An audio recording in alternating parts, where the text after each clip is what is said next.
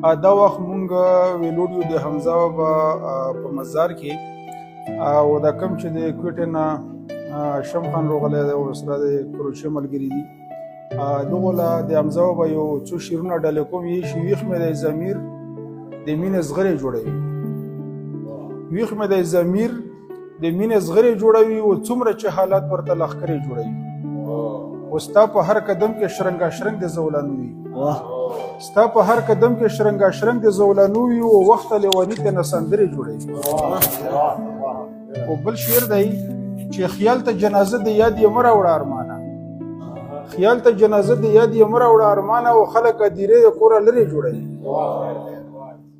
او چې پټ وي طوفانونه د شاعر په خاموشۍ کې پټ وي طوفانونه